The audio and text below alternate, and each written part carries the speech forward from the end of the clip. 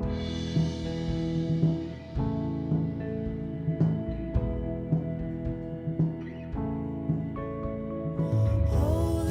holy, holy. Muy bien, hermanos. El Señor les bendiga. Pato, Cari, Abril. Llegaron.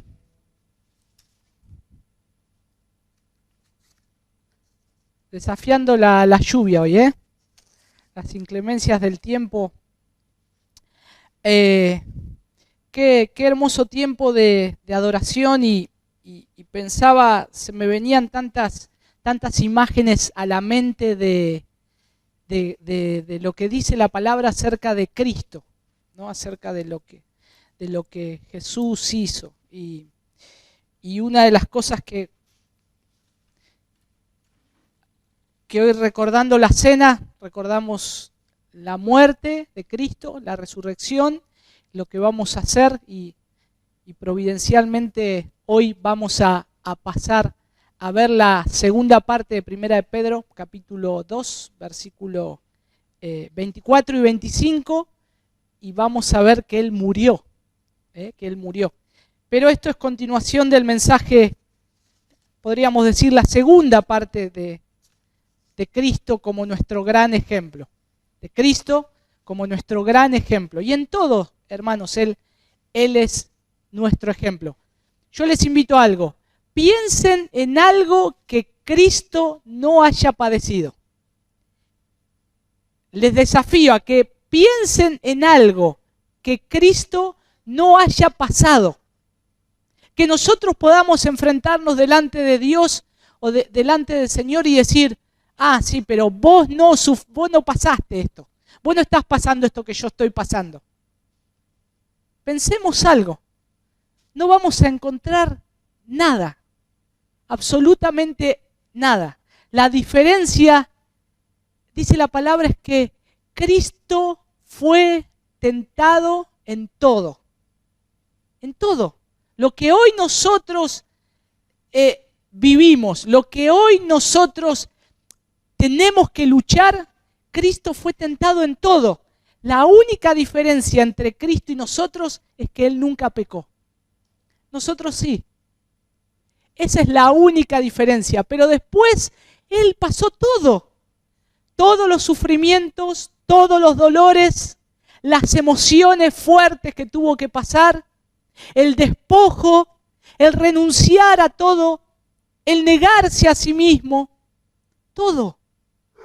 Por eso Él es nuestro sumo ejemplo, Él es nuestro gran ejemplo. Y ahí en Romanos capítulo 3, versículo 20, hay el capítulo 3 habla de los juicios y la justificación. Pero el versículo 20 dice: ya que por las obras de la ley ningún ser humano será justificado delante de Él, porque por medio de la ley es el conocimiento del pecado. ¿Saben qué es justificado? Es perdonado como si nosotros nunca hubiésemos pecado. Miren la misericordia de Dios. Cuando nosotros leemos que somos justificados por Dios, es que Dios nos mira como si nosotros nunca hubiésemos pecado. Somos libres. Por eso el Señor nos llama a ser libres. Por eso dice, ahí hay una lista que dice a partir del versículo 9, no hay justo ni aún uno. Por eso tenemos que mirar a Cristo. Tenemos que mirar a Cristo. Y Él es el camino, los resultados, lo que nosotros tenemos de la justificación, lo vemos en el capítulo 5 de Romanos. Justificados pues por la fe, ¿qué tenemos ahora? Paz para con Dios. ¿Por qué antes no teníamos paz? Ahora tenemos paz para con Dios. Y es precioso poder recordar siempre esto, leer esto, ir a la palabra de Dios con total recogimiento, agradecimiento y viendo lo que el Señor hizo. En cada cosa que abrimos la palabra de Dios, siempre vamos a encontrar a Cristo como el ejemplo de lo que Él hizo. siempre tenemos que mirar a Cristo. Siempre Él es la imagen que tenemos que tener delante de nuestros ojos, para que nosotros podamos caminar bien, para que podamos andar bien. Vamos a tomar ahí de 1 de Pedro capítulo 2, versículo 24 y 25. ¿Se acuerdan que el domingo pasado estuvimos viendo cómo Él se dio todo? Él se entregó y no se quejó. No hubo queja en su boca. Y vamos a ir también de vuelta a Isaías 53, que tampoco se halló engaño. Entonces nosotros vemos cómo Él enmudeció por amor y Jesús confió su persona y su causa delante de Dios el juez justo. El versículo 24 dice, y Él mismo, hablando de Cristo, Él mismo llevó nuestros pecados. Lo leo en la versión de las Américas, Ustedes ahí tienen quien llevó Él mismo nuestros pecados. Dice la versión de las Américas, y Él mismo llevó nuestros pecados en su cuerpo sobre la cruz, a fin de que muramos al pecado y vivamos a la justicia, porque por sus heridas fuisteis sanados. Y este versículo marca 3 aspectos de lo que Cristo hizo eficazmente, lo que Cristo hizo. En primer lugar, la manera que lo hizo, la manera que Él lo hizo, cómo murió. Segundo, el significado. Y tercero, las consecuencias. Fuimos sanados. Y vamos a ver estos 3 puntos, la manera, el significado y las consecuencias, solamente de este versículo 24. El primer punto que notamos es la semejanza que hay entre Isaías 53. ¿Se acuerda que algo habíamos leído de Isaías 53? El ejemplo del siervo sufriente.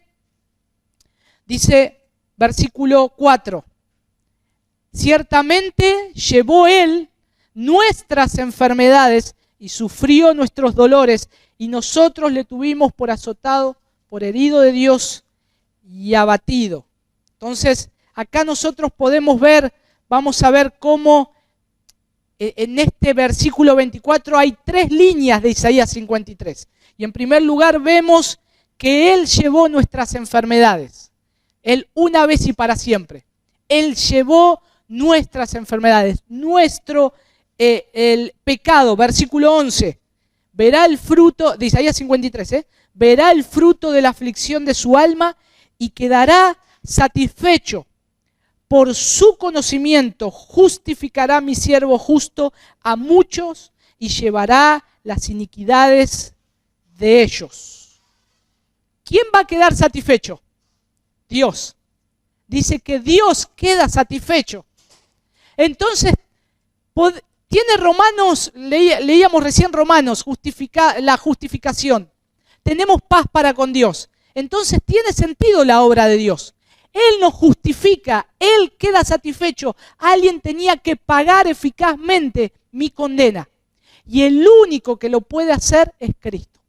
Y acá en Isaías 53, 11, ahí tenemos un resumen del Evangelio.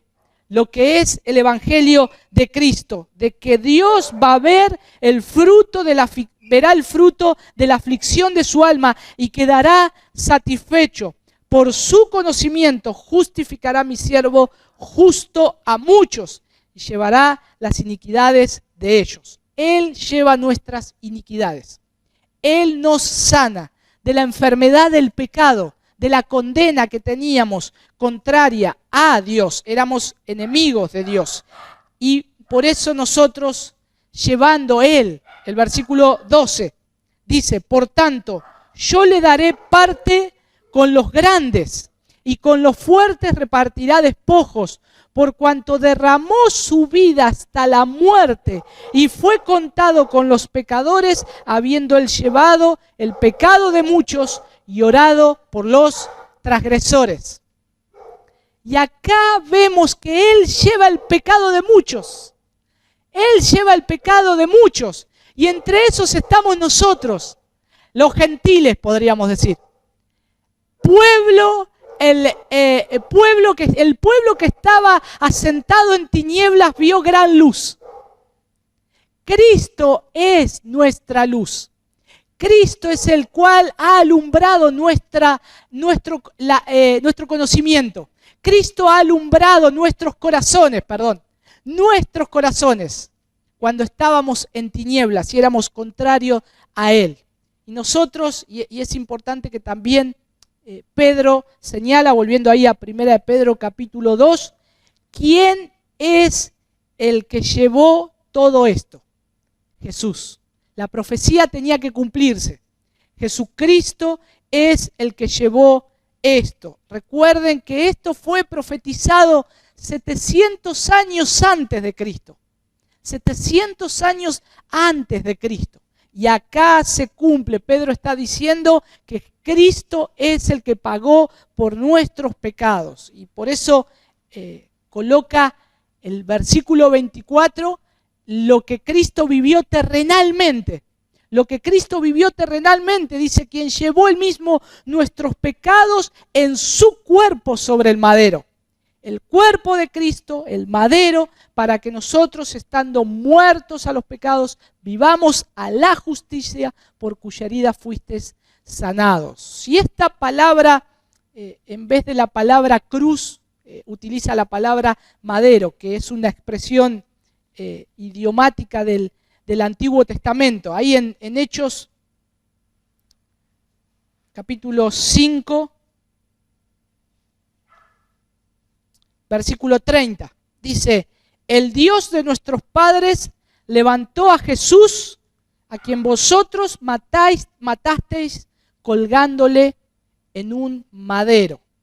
Hechos 10, 39 y 13, 29 también lo dice, hace esta referencia, pero la ley declara explícitamente en Deuteronomio capítulo 21, dice: si alguno hubiere cometido algún crimen digno de muerte y lo hiciereis morir y lo colgareis en un madero, no dejaréis que su cuerpo pase la noche sobre el madero, sin falta lo enterrarás al mismo día, porque maldito por Dios es el colgado.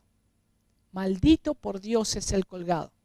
¿Pueden ver esta imagen? Dios, Él mismo haciendo que su Hijo sea puesto en un madero para pagar los pecados de muchos de nosotros. Gálatas capítulo 3, versículo 13.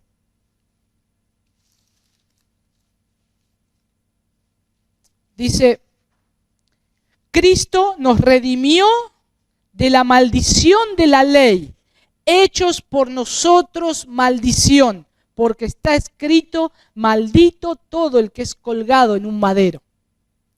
Él se hizo maldición por nosotros.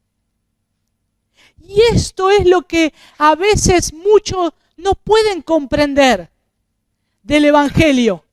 ¿Cómo alguien justo se puede dar por un pecador como yo? ¿O cómo alguien justo puede padecer y morir para redimir de los pecados al criminal que yo lo mataría y lo condenaría y lo enviaría al infierno? Pero Cristo lo hizo. Jesucristo lo hizo. Él tomó, cargó nuestros pecados y Él los llevó en la cruz para morir en la cruz. Y Pedro da a entender que Jesús soportó la maldición de Dios cuando sufrió y murió en la cruz. Y enseña que Él dio su cuerpo en sacrificio efectivamente por nuestros pecados. Por eso no hay nada que Cristo no haya hecho en la cruz. Él me redimió completamente de la esclavitud del pecado. Él me trasladó de las tinieblas a la luz admirable. Yo ya soy sano por el Señor. Yo ya no soy maldito. Él llevó la maldición. Él cargó efectivamente los pecados. De paso, aprovecho a que puedan estar escuchando el programa de radio de jueves, que estamos hablando un poquito de estos temas, de la maldición. Como de de lo que es la sanidad interior, el movimiento de la sanidad interior, cómo ha tenido cautiva, cómo tiene todavía cautiva mucha gente creyendo que la obra de Cristo fue insuficiente. Y ahí lo está exponiendo Pepe, explicándolo un poquito. Juan capítulo 1, versículo 29. El siguiente día vio Juan a Jesús que venía a él. ¿Y qué dijo Juan? He aquí el Cordero de Dios que quita el pecado del mundo. Efectivamente vemos el sacrificio perfecto de Cristo. Entonces tenemos que preguntarnos ahora, y este es un solo pasaje, hermanos. Hebreos capítulo 9 también habla acerca del sacrificio, capítulo 10 del perfecto sacrificio del Señor. Ahora, tenemos que recordar que Jesús, es decir, Jesús, el que no tenía pecado, se hizo sustituto por nosotros, cargando el pecado, siendo puesto sobre él la carga del pecado. Y voluntariamente él tomó sobre sí la maldición que fue pronunciada sobre nosotros y por medio de su muerte la quitó. Por medio de su muerte la quitó. Por eso no hay en la salvación del hombre, no hay una obra del hombre. El hombre está imposibilitado, está muerto. No puede justificarse a sí mismo, no puede pagar los pecados. Si los tiene que pagar con su vida y una muerte efectiva, ser condenado. Por eso Dios tiene que mirar a Cristo, porque nosotros hallamos la justicia en Él. Por eso nosotros creemos que Cristo es nuestra justicia efectivamente. Cristo es nuestra justicia. Y es un modo y es un motivo de darle agradecimiento. Él, nuestro gran ejemplo, se dio hasta lo sumo, cargando los pecados de nosotros, haciéndose maldición para dejarnos libres. Para dejarnos libres. Y aún así, Él nos santifica, nos ayuda en nuestro caminar. ¿Qué tenemos que hacer? Mirarlo a Jesús. Él es nuestro gran ejemplo. Él es en el cual nosotros tenemos que prestar toda la atención. Y esta es la manera en que Cristo hizo efectivo el pago de nuestros pecados. Ahora vamos a ver el significado, cuál es el propósito de la muerte, del sacrificio de Jesús. Y Pedro contesta, ahí en 1 de Pedro capítulo 1, versículo 24. Pedro dice, ahí está diciendo, para que nosotros muramos al pecado y vivamos para la justicia. Lo que Pedro está diciendo acá, literalmente, está diciendo para que quedemos totalmente, para que nosotros ya no vivamos en el pecado, para que nosotros no andemos en el pecado. Por eso es imposible que un hijo de Dios se deleite en andar en pecado. Hay lucha con el pecado, hay una mortificación del pecado, hay que acudir a Dios una y otra vez, hay que tomar toda la armadura del Señor, hay una lucha constante, pero estamos en la batalla. Pero no podemos deleitarnos en pecar. No me puede gustar el pecado. Y hermanos, Satanás siempre lo va a presentar tentador, sabroso, para que nosotros podamos caer ante sus acechanzas, sus maquinaciones. Pero el Señor nos advierte que estemos atentos, que no descuidemos, que estemos orando, velando todo el tiempo. Y a veces sí es verdad que a veces ese pecado que hay que mortificar nos hace morder el polvo. Tenemos que levantarnos, acudir a nuestro abogado, a Cristo, pedir perdón y Señor, sigo adelante en esta carrera. Señor, yo confío en ti, pero confío en que yo he muerto al pecado. Estamos muertos al pecado, pero vivos para Dios en Cristo. Vivos para Dios en Cristo. En Romanos capítulo 6, Vamos a ver ahí un texto que nos va a ayudar un poquito. Romanos capítulo 6, a partir del versículo 2, dice, en ninguna manera, dice el versículo 1, ¿qué pues diremos?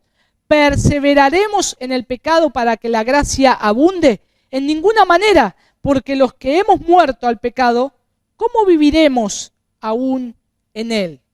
Y después sigue hablando acerca de que hemos muerto. Si morimos con Cristo, creemos que también vivimos con Él y por medio de Él, sabiendo que Cristo fue resucitado de los muertos, ya no muere y la muerte no se enseñoreará más de Él, como dice el versículo 9. Y podemos ver, en 2 Corintios 5:15, Gálatas 2:20, ya nosotros estamos muertos al pecado. Ya estamos muertos al pecado, pero vivos para Dios por medio de Cristo, por medio de nuestro gran ejemplo. Entonces nosotros nos apropiamos nuestra libertad que Él nos da. Nosotros creemos que Cristo nos ha librado de la tiranía del pecado cuando venimos a Dios en arrepentimiento y fe. Lo que tenemos es arrepentimiento y fe para creer que efectivamente Cristo me puede librar de mis pecados, que Él es suficiente, no necesito una obra mayor, ya todo está hecho. Jesucristo, Él mismo dijo, consumado es. La cuenta está saldada, paga. Ya no necesito morir de vuelta, ya no necesito morir una y otra vez, ya está paga, una vez y para siempre. Pero nosotros tenemos que ser obedientes, someternos a Dios y seguir su voluntad. Y eso es algo que también nos cuesta, pero tenemos que hacerlo.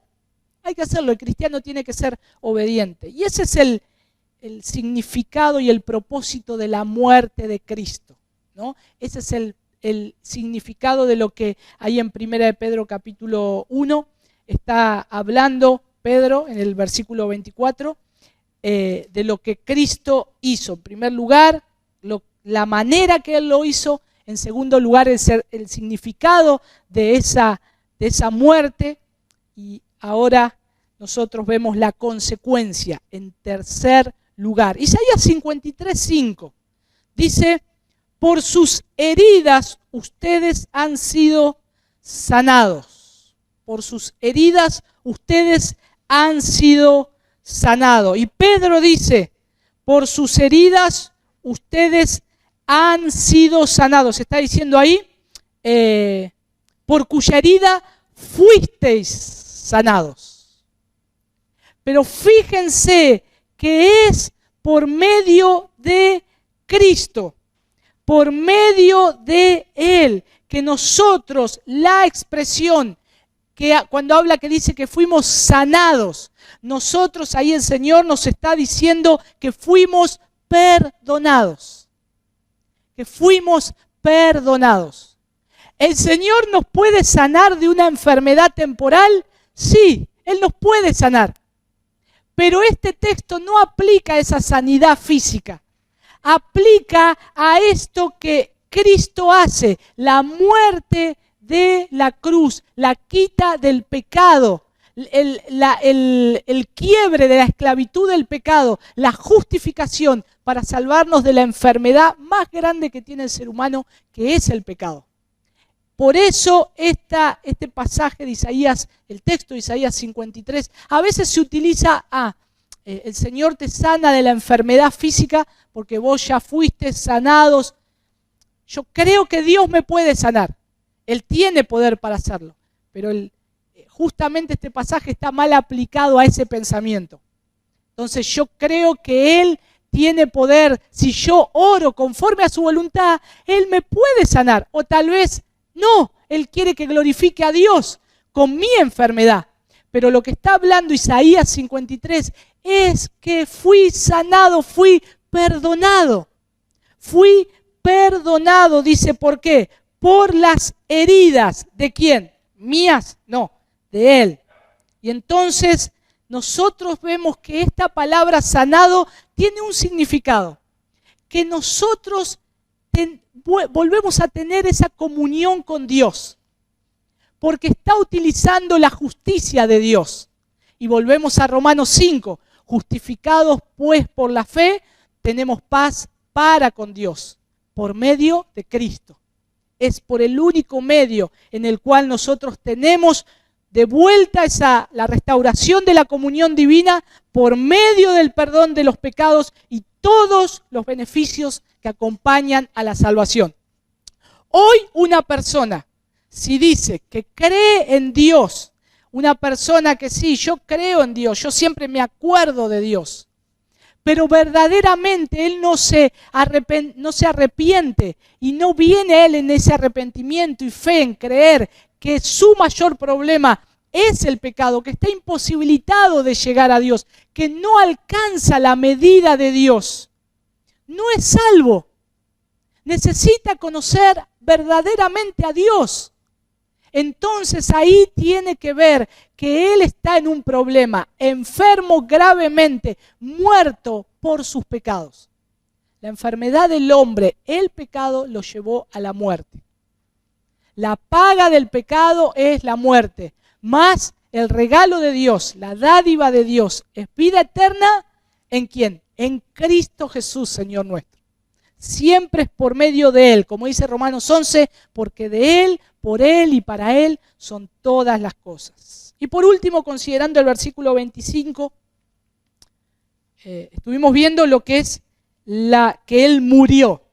¿Cuál es el significado de que Él murió? La manera en que Él murió, el significado de lo que significaba la maldición de lo que es pagar la justicia del Señor, como Él mismo, su justicia es nuestra libertad para nosotros. Y tercero, la consecuencia que nosotros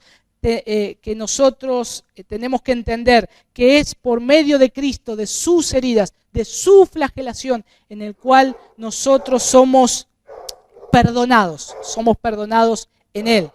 Ahora nosotros vemos el regreso, cómo somos regresados, como diría Pedro en el versículo 25, porque vosotros erais, lo voy a leer en la Biblia de las Américas, pues vosotros andabais descarriados como ovejas, pero ahora habéis vuelto al pastor y guardián de vuestras almas. Y acá lo que está haciendo Pedro es utilizar una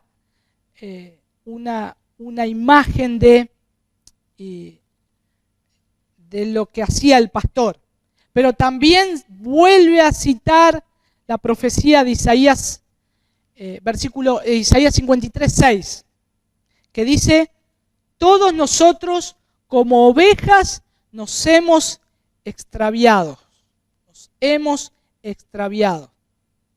Y Pedro dice: pues vosotros andabais descarriados como ovejas. Y lo está situando en ese contexto. Pero les hace ver un poquito la condición de lo que era el pastor con las ovejas. El Salmo 119, versículo 176, lo vamos a leer. Dice: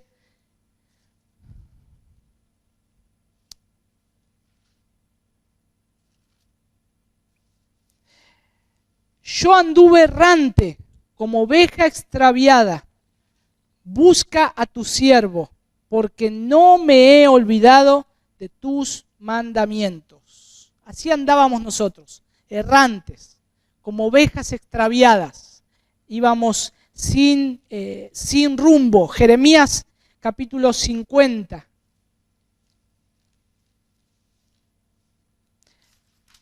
Versículo 6.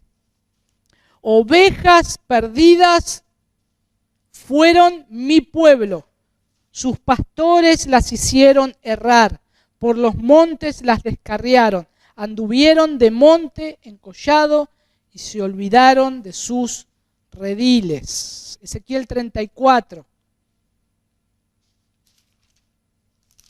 Fíjense la imagen, ¿no?, de la oveja, del pastor, del redil.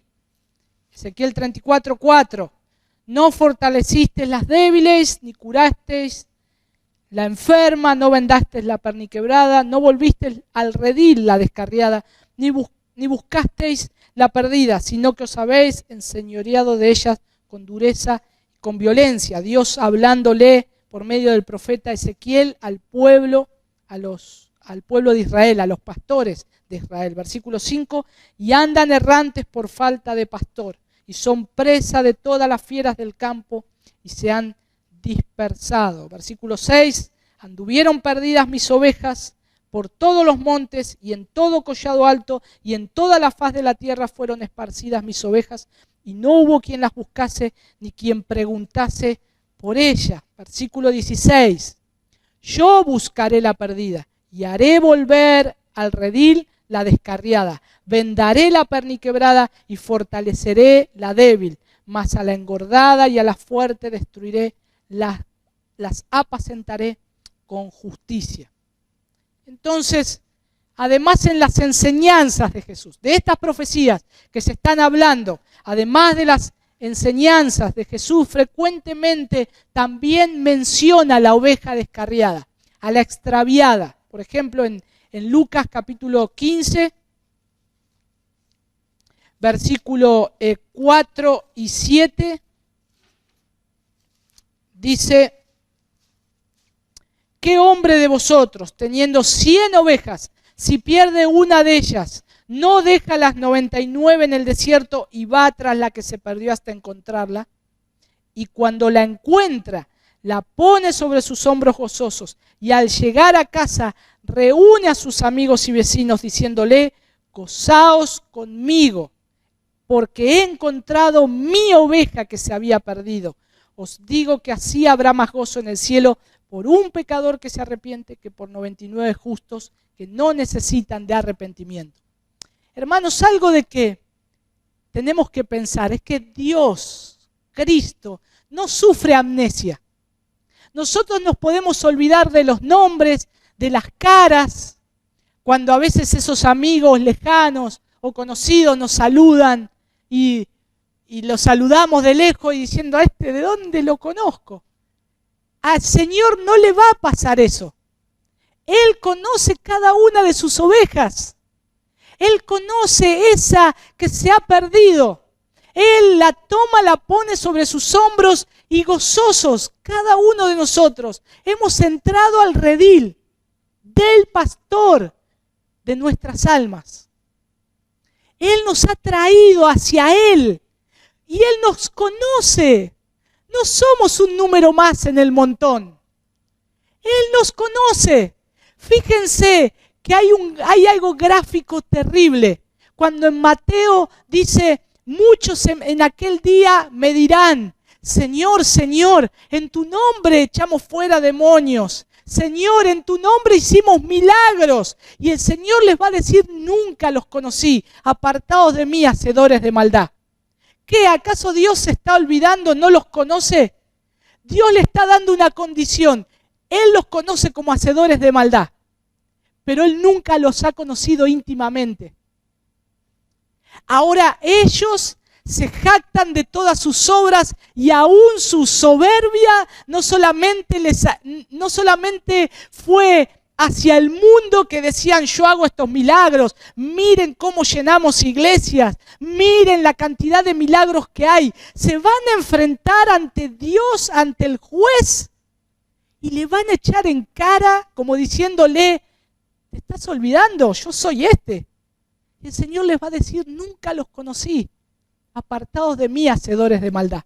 Pero a sus hijos, a sus ovejas, aquel que sí Él conoce desde antes de la fundación del mundo, Él es el que una vez nos llamó, nos resucitó, éramos huesos secos, como dice Ezequiel.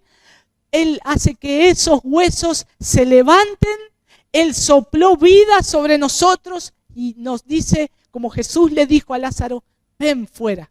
Nosotros salimos de las tinieblas, salimos de la cueva, corrimos hacia Jesús. Ahora lo tenemos a Él como nuestro ejemplo. Lo amamos, lo podemos abrazar, lo podemos anhelar. Lo quiero y Él es todo mi deseo. Y espero que sea todo nuestro deseo. Por eso dice, ahora han vuelto al pastor. Y dice una versión, no me acuerdo si la saqué de la 1909, pero dice, ahora han vuelto al pastor y supervisor de sus almas. Supervisor de sus almas. Y en primer lugar, fíjense que somos comparados como ovejas extraviadas. Como ovejas extraviadas del rebaño y del pastor.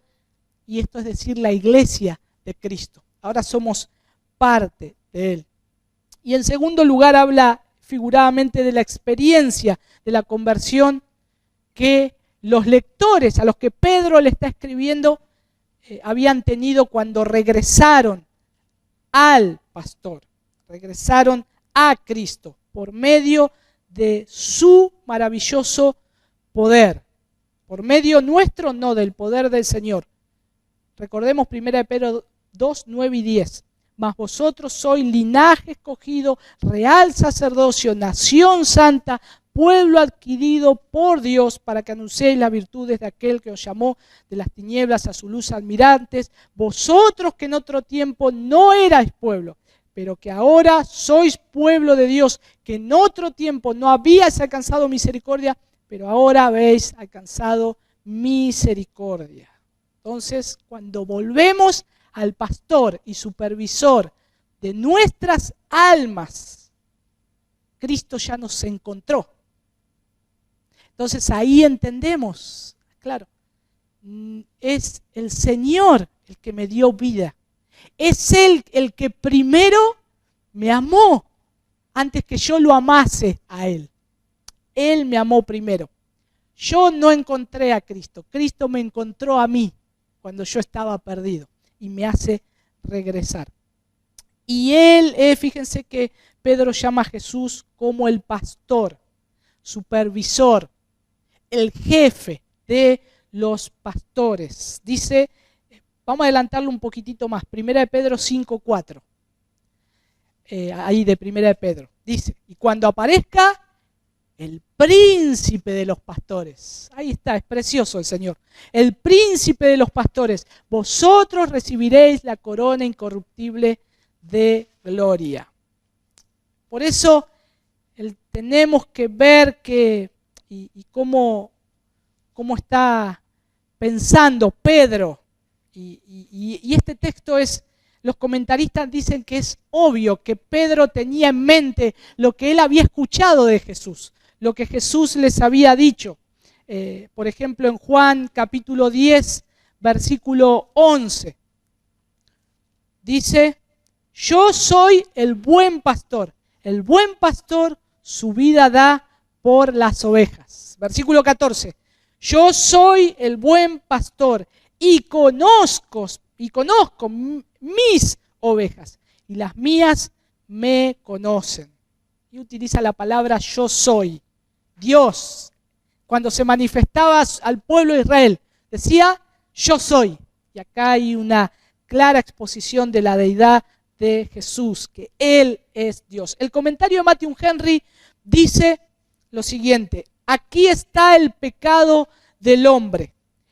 Él se descarría y esto es su propio acto, su desgracia. Él se aleja del redil, del pastor y del rebaño, y así se expone a peligros sin cuenta. Aquí está la recuperación por la conversión. Ahora vuelven como efecto de la gracia divina. De todos sus errores y descarríos regresan a Cristo. Los pecadores siempre están descarriados antes de su conversión. La vida de ellos es un error continuo. Fin de la cita. La vida del pecador es un error continuo.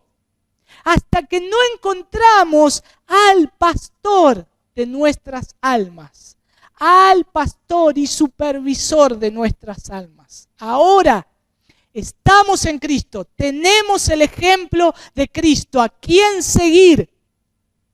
Por eso, hermanos, nosotros tenemos un ejemplo, sigamos sus pisadas, como dice Pedro. Y algunas consideraciones prácticas para terminar ya con estos 4 pasajes que estuvimos viendo.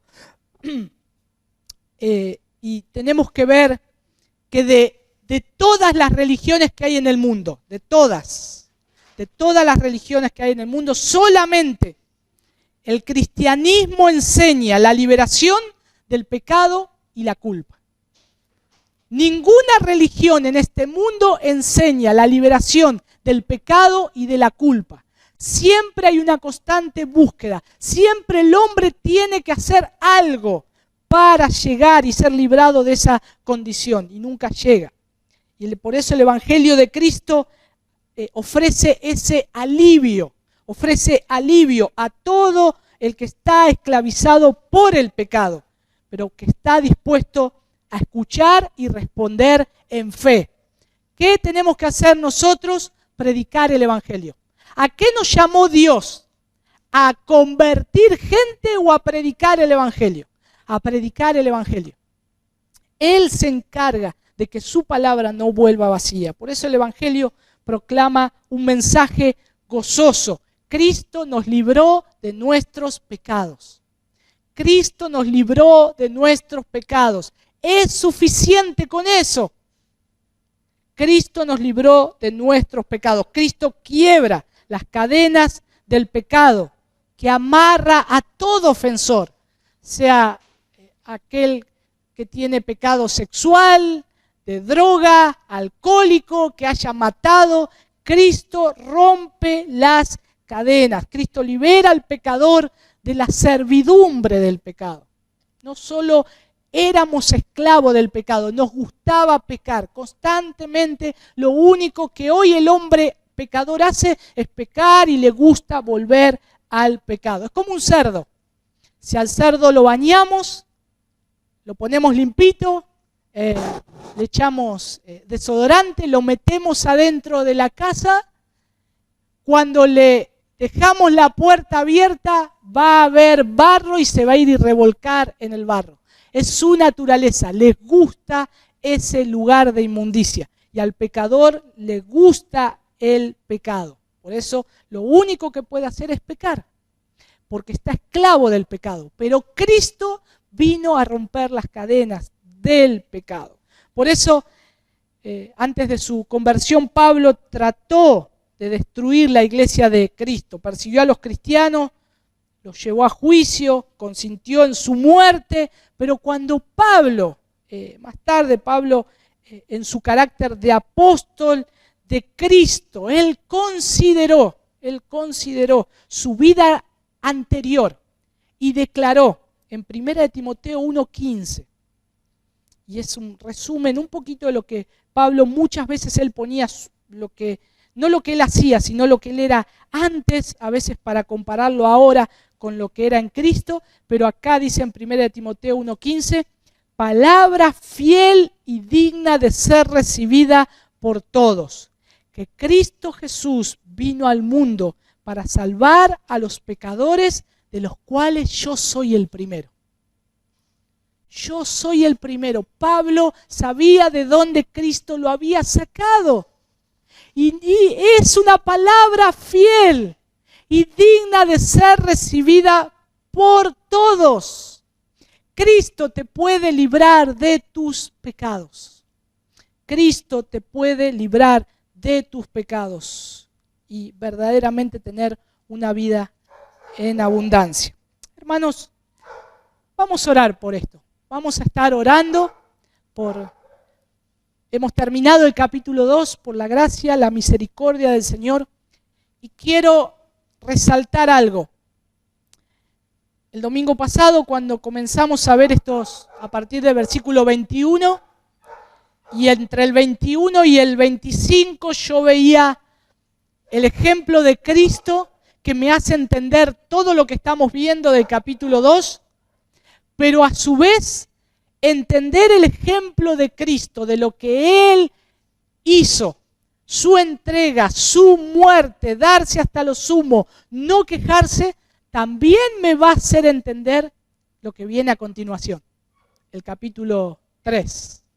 Porque todavía continúa con los deberes, pero ahora algo muy supremo, el deber de los esposos y las esposas. Y el rol que tenemos como familia de mostrar a Cristo. Así que es importante que meditemos en esto, que podamos considerar esto en esta semana y preparar nuestros corazones para el próximo domingo poder ver con una visión un poco más amplia, al reconocer lo que Cristo hizo por nosotros, poder ver el deber que tenemos con nuestras esposas con los esposos y así también como hijos y lo que es la familia. Vamos a orar. Padre, te damos gracias por este tiempo en el cual hemos sido expuestos a tu palabra, Señor. Tu palabra, Señor, es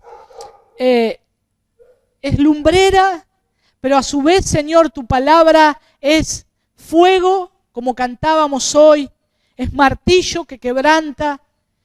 Y, Señor, cuando vemos estas cosas somos humillados, quebrantados, porque encontramos que tú te diste hasta lo sumo, eres nuestro ejemplo, y nosotros, Señor, tenemos que seguir tus pisadas. Señor, te damos gracias, porque si no hubiese ese sacrificio tan perfecto, todavía nosotros andaríamos errantes, sin pastor, andaríamos, Señor, perdidos. Señor, estaríamos muertos. Pero te damos gracias, Señor, porque hemos vuelto al pastor y obispo, al pastor y supervisor de nuestras almas.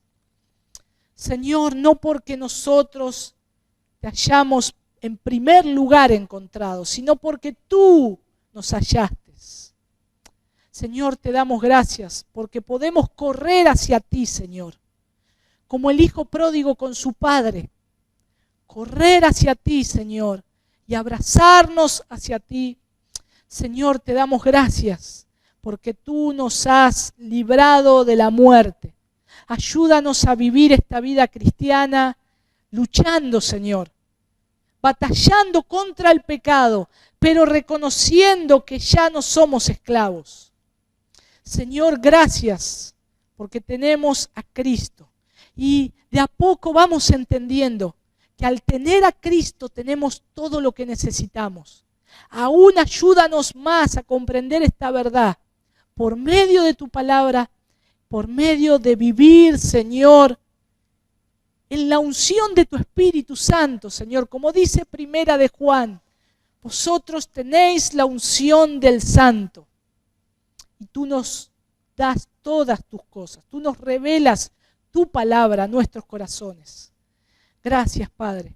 Ayúdanos y prepara nuestro corazón hoy para meditar en tu palabra. Y en esta semana, Señor, para buscarte a ti, preparar nuestro corazón, Señor, para lo que tú tienes para decirnos, Señor. Y el próximo domingo, al encontrarnos con los hermanos que hoy no hemos podido ver y abrazar, Señor, te rogamos que nos guardes y nos ayudes a poder vernos y encontrarnos nuevamente.